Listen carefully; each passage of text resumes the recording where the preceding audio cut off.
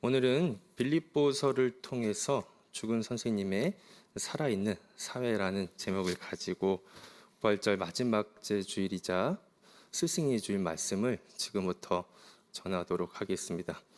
지난 주일에는 생선 반찬을 가지고 어머니의 밥상을 차려주신 예수님의 이야기를 가지고 함께 나눴었는데요.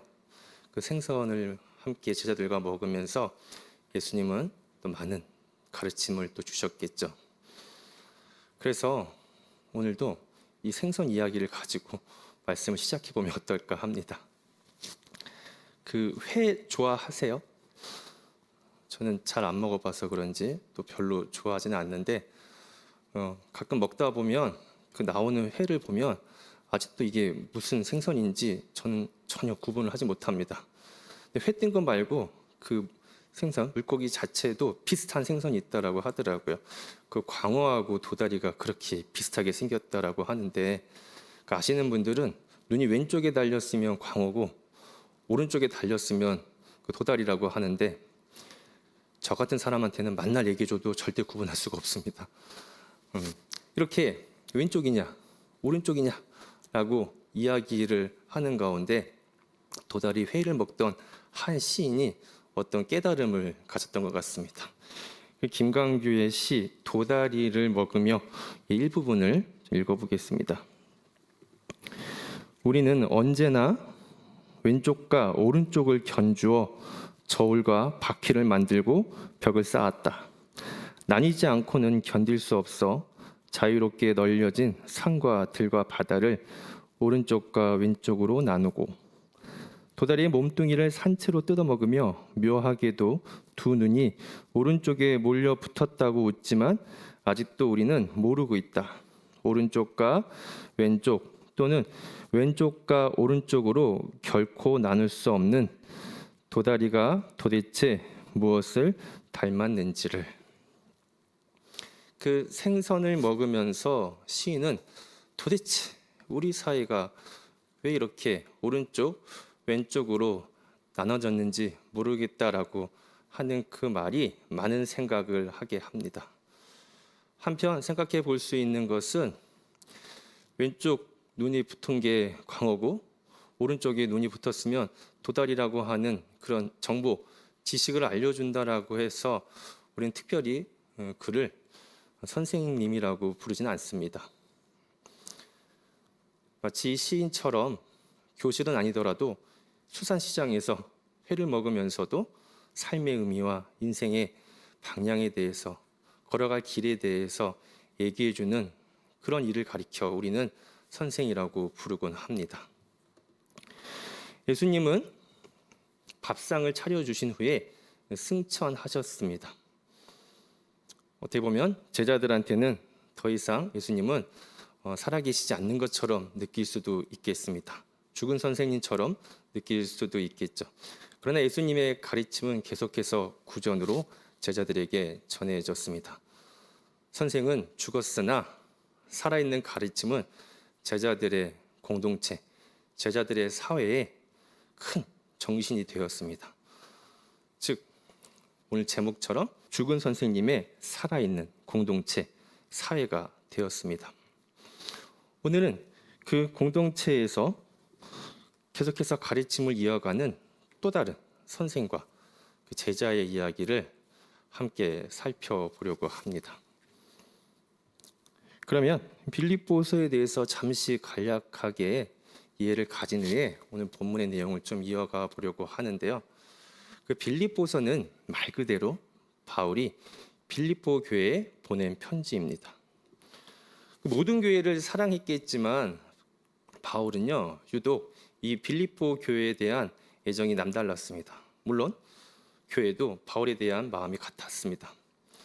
그런데 갑자기 바울이 감옥에 갇히게 됩니다. 근데 이 감옥은 어느 감옥인지 도대체 어디에 있는 건지 정확히 알 수가 없습니다. 그래서 학자들은 보통 로마에 있는 감옥이 아닐까라고 추정을 하곤 합니다. 만약 이 감옥이 로마에 있는 감옥이라고 한다면 바울의 옥중 생활은 우리가 생각하는 것처럼 쇠창살이 있는 감옥이 아니고 가택연금일 확률이 사도행전의 근거에서 많습니다. 이렇게 바울은 가택연금된 상태에서 옥중 생활을 하고 있었습니다. 시간이 꽤 흘렀습니다. 그리고 나서 한참 뒤에야 빌립보 교회는 바울의 소식을 듣게 됩니다. 갇혔다라고 하는 것을.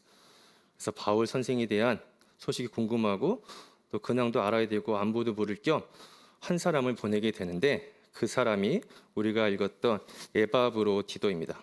에바브로를 보내면서 그 편에 헌금도 같이 연보도 보내게 합니다. 우리 빌립보서 4장 우리 18절을 같이 한번 좀 읽어보겠습니다. 자, 시작.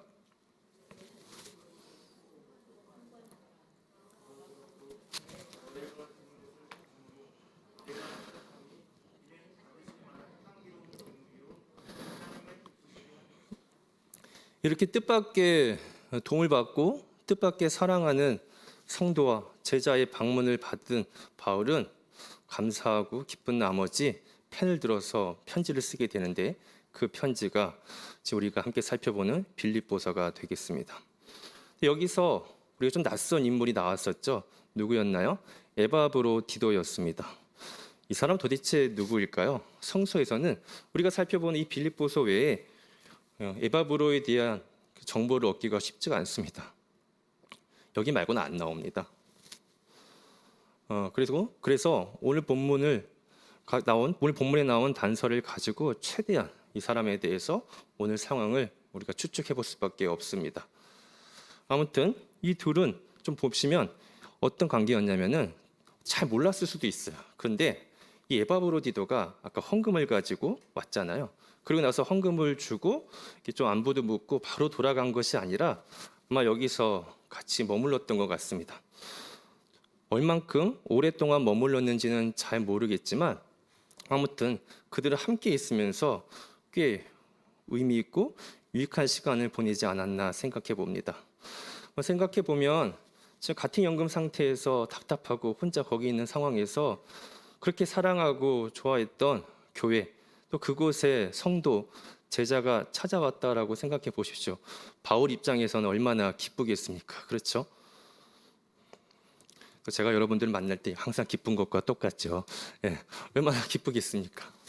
반면에 에바브로디도 입장도 똑같습니다. 그렇게 사랑하고 존경하는 그 선생님을 비록 감옥 상황이지만 가까이서 함께하고 그에게 많은 가르침을 듣고 이야기 나눌 수 있다는 것이 또 얼마나 행복하고 기쁘지 않겠습니까? 어쨌든 이렇게 같이 시간을 지내고 보내는 가운데 그 에바브로디도한테 몸에 어떤 이상한 징후가 나타났습니다. 그 에바브로디도가 뭔가 병이 난 것 같습니다. 갑자기 아파졌습니다. 이 병이요 원래 갖고 있었던 지병인지 여기 와서 생긴 건지 잘 모르겠지만 어쨌든 지금 에바브로디도는 아픈 상황이 되었습니다. 그래서 아파진 에바브로디도인데 에바브로디도라는 이름이 잘 안 외워지면 이렇게 외우면 됩니다. 발음이 비슷한데 아파버린 디도. 재미없나요? 제가 예상하건대 오늘 설교 끝나고 돌아가면 이것만 기억납니다. 아파버린 디도. 예. 어쨌든 그 에바브로디도가 아팠습니다. 근데 이 상황이 괜찮을 줄 알았더니 지나고 나니까 점점 시간이 지날수록 상황이 더 안 좋아지는 거예요. 그래서 도무지 안 되겠다 싶어서 바울이 편지를 쓰는 거죠. 빌립보서 그 내용에다가 덧붙이는 겁니다. 에바브로디도가 상태가 많이 안 좋아서 돌려보낼 테니까 이를 좀 잘 돌봐주고 잘 대해주라 라고 하는 내용이 오늘 본문의 내용이겠습니다. 그 본문의 내용을 통해서 좀 더 자세히 몇 가지 우리가 좀 살펴보려고 하는데 이런 배경 가운데 바울은 어떻게 했나요? 알 수 있는 게 무엇이냐면 이 감옥에 있는 상황임에도 불구하고 바울은 어떻게 했어요? 이 에바브로디도에게 계속해서 하나님 나라를 가르치는 모습을 우리는 오늘 본문에서는 잘 잡히진 않지만 빌립보서 전체를 통해서 우리는 파악할 수 있을 것입니다. 즉 본문을 통해서 우리가 알 수 있는 것은 바울의 가르치는 방식이 아주 유연하다라는 것을 한번 생각해 볼 수 있겠습니다. 그 무술 영화 한 편만 봐도 우리는 알 수 있습니다. 그 무림의 최고의 고수는 가장 유연한 사람이라고 하잖아요. 영화 이야기 한 김에 좀 더 하나를 좀 소개하면 어제가 스승의 날이다 보니까 인터넷에 보니까 스승의 날 추천하는 영화 1위로 죽은 신의 사회를 꼽더라고요. 물론 이 영화는 제가 너무 감명 깊게 봐서 제 인생 영화로도 이렇게 꼽는 영화 중에 하나인데 이 영화 이야기 잠깐 좀 해볼까 합니다. 키팅 선생님이 등장하는데 이분은 미국 명문 고등학교에 부임하게 됩니다. 첫 시간으로 기억하는데요. 시를 가리키는 수업 시간이었습니다. 영시죠. 근데 선생님이 생각할 때 시는 이해하는 게 아니고 느끼는 것이라고 생각하는데 아이들이 죄다 그 맨 앞장에 있는 시는 무엇인가라고 하는 그 개론서만 보고 있는 거예요. 선생님이 생각할 때 그런 개론을 앞만 보면 계속 보다 보면 그 아이들 안에 있는 창조성이 시인과 같은 창조성이 다 죽어갈 것이라고 선생님은 생각했나 봅니다. 그래서 학생들한테 그 앞장에 있는 개론서를 찢으라고 이야기합니다. 누가 찢겠습니까? 공부 잘하는 애들이 이거 모르면은 점수가 안 나올 텐데. 그러다가 한 명이 찢으니까 우르르 찢기 시작합니다. 그리고 선생님은 어떻게 했냐면 키팅 선생님은 학생들을 데리고 운동장으로 또 산으로 또 이렇게 들로 나가게 됩니다. 그곳에서 아이들 속에 있는 시인의 창조성을 계속해서 유발하게 만듭니다. 그리고 나서 아이들은 이 선생의 영향을 받아서 뭔가 깨달음이 있었던 것 같습니다. 입시만 집중하는 이런 교육, 그 교육이 펼쳐지는 이 교실에서는 자신들의 시인의 창조성이 다 죽어간다라고 느꼈는지 아이들은 교실 밖에서 그들만의 이런 모임을 따로 만들게 됩니다. 죽은 시인의 클럽, 죽은 시인의 사회라고. 그 동아리 안에서 아이들은 직접 시를 쓰고 시를 낭독하면서 정말 시 속으로 들어가는 그런 이야기가 전개되는 그런 영화였습니다. 가만 보면 이 키팅 선생님의 모습이 저는 예수님과 흡사 좀 닮아 보였습니다. 예수님은 회당과 성전에서 가르치시기보다는 산과 바다에서 사람들과 제자들에게 하나님 나라에 대해서 가르쳐 주시고 알려주셨습니다. 그리고 그 설명하는 방식도 아주 어렵게 아무도 못 알아듣게 하는 게 아니라 그냥 일상의 사소한 이야기들을 가지고 하나님 나라를 빗대서 비유하면서 설명했습니다. 농사 짓는 이야기, 밭 가는 이야기, 그들의 사소한 삶의 현장의 그 모습들을 가지고 하나님 나라를 이야기해주게 됩니다. 아마도 그런 예수님의 모습이 그 이후에 공동체에 계속해서 이어졌겠고 바울도 그 영향을 받았는지 바울도 아주 유연해졌습니다. 그는 이 감옥에 갇혀 있었지만 감옥이 하나님 나라를 가르치는 어떤 제약 조건이 되지 않았습니다. 그 감옥 상황에서도 그는 제자 에바브로디도에게 하나님 나라에 대해서 이야기했겠죠. 둘이 얼마나 재밌게 또 하나님 나라에 꿈꾸면서 이런저런 알콩달콩 이야기를 하지 않았겠습니까? 그걸 통해서 알 수 있는 건 바로 이것이었습니다. 바로 에바브로디도는 바울한테 그것을 배웠을 것입니다. 바로 사소한 일상에서 우리는 하나님 나라에 대해서 깨닫고 알고 배울 수 있다라는 것을. 교실에, 교회당, 어떤 회당, 성전에서만 하나님 나라를 알 수 있는 것이 아니라 지극히 사소한 우리들의 삶의 문제와 삶의 이야기 가운데서 거기서 하나님 나라를 알 수 있고 경험할 수 있다라고 하는 것을.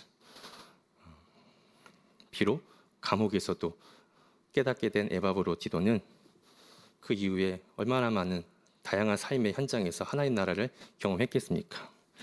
그렇다면 바울이 그 제자에게 가르쳤던 주된 내용이 무엇이었을까 한번 생각해 보면 아마 사소한 것에 대한 가치와 중요성을 두라는 그 내용이 아닐까 생각해 봅니다. 사실 오늘 우리가 읽은 본문 여러분 다 읽으셨는데 어땠습니까? 막 은혜되고 그렇습니까? 별로죠. 그렇게 와닿지 않죠.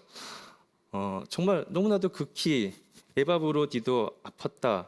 그래서 돌려보내겠다라고 하는 너무나도 사적이고 그런 사소한 그의 이야기를 담은 그런 내용입니다. 바울이 로마서와 같은 편지에는 어떤 내용을 주로 담았나요? 구원과 관련된 우리 구원과 관련된 이징징이 같은 아주 중요한 개념들을 막 기록하잖아요. 그런 내용이 아닌 오늘 이 사소한 이런 에바브로디도 아프니까 좀 돌봐주라고 하는 그 내용을 그 받은 수신한 빌립보 교회 또 지금 그 내용을 읽고 있는 우리한테 이 내용은 어떻게 다가옵니까? 크게 와닿지가 않습니다. 그렇죠? 왜냐하면 우리는 거대 담론과 같이 아주 어렵고 중요한 이야기에만 가치를 두고 살아갑니다. 근데 이렇게 살아가다 보니까 정작 우리네 삶의 사소한 문제를 챙기지 못하고 감당하지 못하고 살아갈 때가 참 많은 것 같습니다. 사람과의 관계도 그렇죠. 나한테 너무 중요하고 필요한 사람 챙기다 보니까 늘 함께 있는 사람을 사소하게 여겨서 그를 챙기지 못하고 살아갈 때가 참 많습니다. 그런데요, 너무 단순하고 너무 사적이고 이 사소한 일들이 우리 삶에 없어진다고 사라진다고 한번 생각해 보십시오. 어떨 것 같습니까? 우리들의 삶은 아마 유지될 수 없을 것입니다. 밤이 선생이다라고 하는 산문집을 쓴 황현사는 그의 책에서 비슷한 이야기를 합니다. 사소한 것, 그것의 가치와 중요성에 대해서 이야기하는데요. 죄송합니다. 그 사소한 것은 우리 세상을 바꿀 수 있는 아주 중요한 독창적인 힘을 가지고 있다라고 합니다. 그럼에도 불구하고 우리가 살아가는 이 세상에서는 이 거창한 이론과 큰 목소리들 앞에서 우리들의 이 아주 개인적이고 사사로운 사적인 문제가 그냥 그저 너희들의 우리 자신의 사정으로만 치부된다라고 합니다. 우리한테 되게 절실한 문제인데도 그냥 세상에서 남이 볼 때는 그냥 그저 너의 사소한 이야기라고 그냥 바라본다라는 것이죠. 코로나 때문에 경제적으로 어려움을 겪고 있어도 그럼 너의 사정이지. 너의 사소한 사정이지. 병들어 아픈데 그건 너의 사소한 그런 걱정이지 라고 하면서 말이죠. 그런데 이렇게 집집마다 하나씩 안고 있는 이런 사소한 사정들이 사실은 다 서로 연결되어 있는데 그걸 모르고 있다라고 하면서 그는 한탄합니다. 그러면서 이런 사소한 이야기를 들어주는 것이 필요하다라고 그는 이야기를 합니다. 그래서 그런지 그는 죽기 전에 또 다른 책, 사소한 부탁이라고 하는 책을 내기도 합니다. 이 사소한 이야기를 반드시 누군가 들어줄 것이고 그 들어줄 때 아마 세상은 변하지 않을까라고 하는 그의 기대가 아닐까 생각을 해보게 됩니다. 그런데 이 사소한 이야기를 반드시 들어주는 사람이 있습니다. 바로 우리 예수님 아니겠습니까? 우리 예수님은 어느 누구도 사실 사소하게 바라보지 않고 남들이 사소하다라고 하는 그도 어떻게 해요? 예수님은 그냥 지나치는 법이 없었습니다. 그리고 그를 만나서 그의 사소한 이야기도 다 들어주시고 그 문제를 해결해 주시는 주님임을 우리는 알고 있습니다. 그리고 그 가르침은 지금 그대로 이 바울한테 전달된 것 같습니다. 그러니까요, 오늘 본문은 제자의 에바브로디도라고 하는 제자의 사소한 이야기를 그 사소한 문제를 그냥 넘기지 않는 선생 바울의 모습을 담고 있습니다. 그리고 이렇게 사소한 일을 대하는 자세와 태도가 바로 하나님 나라를 만들어가는 것이라고 오늘 본문은 우리한테 말하고 있습니다. 또 바울도 이 사실을 믿었습니다. 여러분, 하나님 나라는요 아주 거창한 게 아니고요, 우리의 사소한 삶의 문제들을 그냥 지나치지 않고 사소한 사람을 지나치지 않고 진솔하게 바라봐주는 것, 그리고 그 문제를, 그 사소한 문제를 함께 해결해 나가는 것이 하나님 나라입니다. 그리고 앞서 황현산이 말한 것처럼 이 사소한 일들은 다 서로 연결되어 있습니다. 그래서 이 에바브로디도의 사소한 일은 빌립보 교회와 연결되어 있고 우리와 연결되어 있고 나아가 하나님 나라와 맞닿아 있습니다. 다시 한번, 오늘 이 본문이 정말 우리 구원, 뭔가 되게 와닿는 이야기는 아닌데요. 이 너무나도 지극히 사소한, 에바브로디도가 아프니까 그 돌려보낼 테니까 잘 돌봐주라고 하는 너무나도 사소한, 지극히 이 사적인 이야기를 지금 바울이 하잖아요. 이거는 그냥 단순히 사적인 이야기를 넘어서 바울은 이 빌립보서 안에 있는 내용이잖아요. 이 빌립보 교회한테 너무나 중요한 하나님 나라의 원리를 말해주고 있는 것입니다. 이 사소한 문제를 그냥 넘어가지 않고 이 사소한 일에 관심을 가지고 함께 해결해 나가는 것이 그것이 바로 뭐라고요? 그게 하나님 나라고, 거기서 참된 생명, 부활의 삶을 살 수 있다라고 말해주는 그 대목입니다. 본문의 내용을 좀 더 한번 자세히 살펴보겠습니다.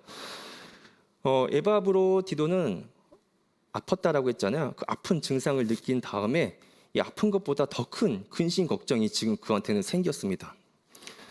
무슨 말이냐고요? 에바브로디도는 이 병이 근심이 아니고 본인이 아픈 것이 빌립보 교회에 전달되고 전해지고 소문이 퍼질 거 아니에요. 그러면 이로써 반드시 시험들, 신앙이 흔들릴 빌립보 교인들이 있다라고 하는 것을 그는 알았습니다. 예를 들면은 예수님을 믿는 것에 대해서 진지하게 생각해 보지 않은 사람은 예수 믿으면 그저 다 잘 먹고 잘 산다라고 생각할 수도 있습니다. 비슷한 예로 이 빌립보 교회에서도 이런 생각을 가진 사람들이 많았던 것 같습니다. 예수 믿으면은 문제가 발생하지 않고 또 어려움이 지속되지 않을 것이라고 하는 그런 생각을 가진 이들이 빌립보 교회 안에 굉장히 많았다라고 신약학자 박용호는 이야기합니다. 그러다 보니까 이 에바브로디도는 걱정이 된 겁니다. 아픈 것보다 어떻게 해요? 이 교회가 또 이걸로 흔들리고 힘들지 않을까? 에바브로디도는 이걸 걱정하고 있고 옆에서 바울은 그것을 걱정하고 있는 에바브로디도를 또 걱정하고 있습니다. 분명히 이런 상황에서 에바브로디도를 빌립보 교회에 보내게 되면 분명히 그 교회에서 에바브로디도를 환영하지 않고 되게 좀 껄끄럽게 여길 수도 있겠고 오히려 그게 굉장히 힘들어질 수 있겠구나라고 하는 또 걱정이 앞서게 됩니다. 그래서 바울은 펜을 들어서 다시 한번 강조하게 되는데 그 내용이 29절입니다. 우리 한 번 더 읽어보겠습니다. 시작.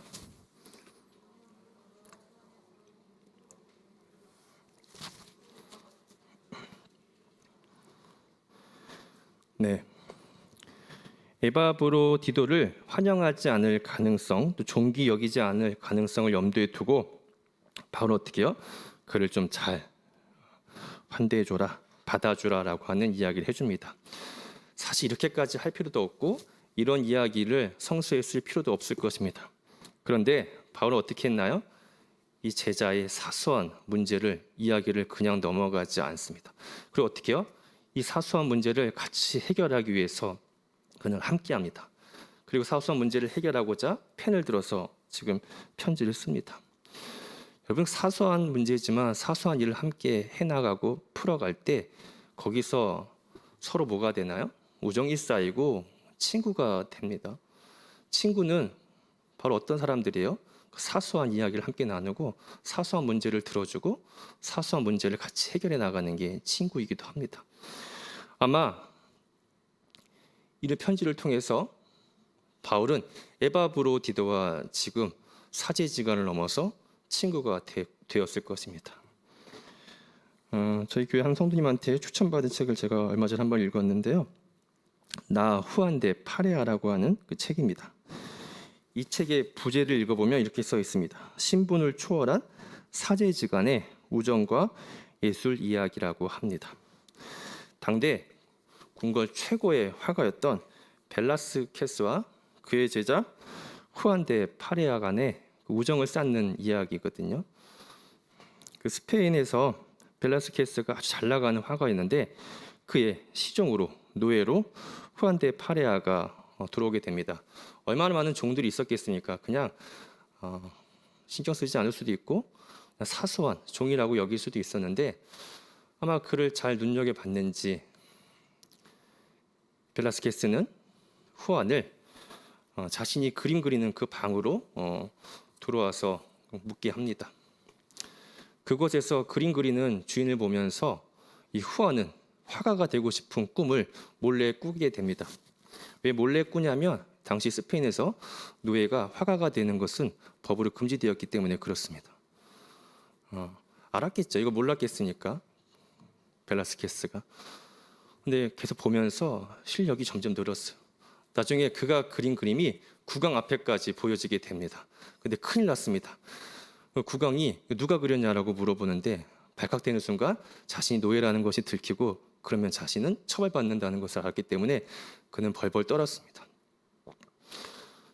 근데 이때 그 주인이었던 스승이었던 벨라스케스가 국왕 앞에 하나의 편지를 써서 보여줍니다. 그 내용은 지금부터 이 후안은 내 노예가 아닌 자유인으로 해방시켜주겠다라고 하는 그런 편지입니다. 그 편지로 인해서 처벌받지 않았다라고 하는 그런 내용인데 어떻게 보면은 정말 사소한 사사로운 그런 종이고 뭐 제자가 얼마나 많았겠습니까? 제자가 그냥 넘길 수도 있었겠지만 벨라스케스는 어떻게든 이 사소한 문제를 사소하게 여기지 않고 그 문제를 해결하고자 국왕 앞에까지 가서 마치 바울이 빌립보 교회에 편지를 써줬던 것처럼 편지를 써서 그 문제를 해결해 주게 됩니다. 그 이후에 그는 제자와 스승을 넘어서 친구처럼 우정을 쌓는 관계가 되는 내용이 이 책의 주된 내용이었습니다. 예수님도 비슷했죠. 예수님도 뭐라고 했습니까? 제자들에게 나중에 친구라고 이야기하지 않습니까? 바로 제자들의 문제 하나를 다 해결해주고 사소한 문제에 귀 기울여줄 때 예수님 또한 제자들과 친구가 되시고 제자들도 그 이외의 사람들과 친구가 되라고 이런 말씀을 하셨을 것입니다. 우리 요한복음 15장 15절 한 번 더 읽어보겠습니다. 자, 시작.